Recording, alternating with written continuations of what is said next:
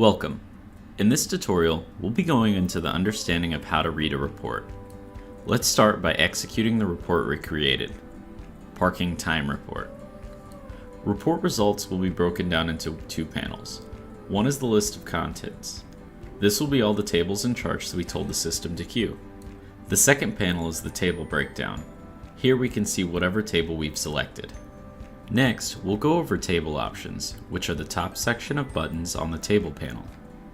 Tables can be pretty long depending on how much information you pull. In some instances, they can be several pages.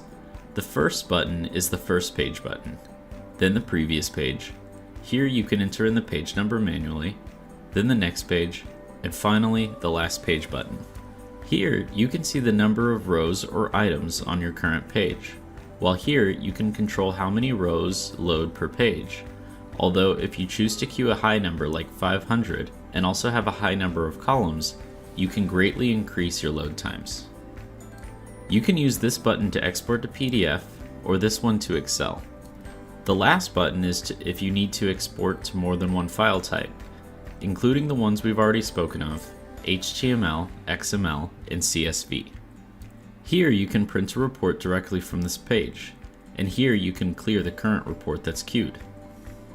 And the last of these is the map report view and the dual report view. The map report view is what you can see here, where there is a half panel showing a report and half panel showing the map. Dual report view allows you to see two different tables from the same report, and the second table will take the place of the map here. Now let's take a look at our first table, statistics. Statistics tables are always two columns, the label on the left and the information on the right.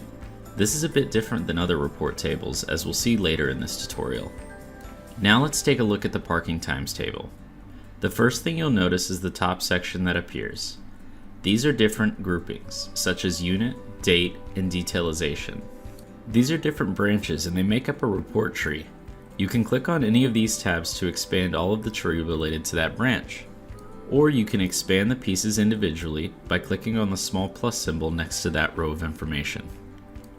Tables, on the other hand, are pretty simple. Labels are on the top and the information pulled is below.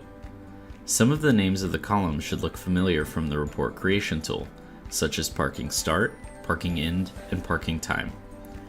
If you also remember, we switched where the location labeled column was from the end to the top of the list. This effectively brought it from the left to the right columns. Next is the groupings we added, including unit, date, detailization, and row numbering. Without selecting unit as a branch, our table would summarize parkings for all units.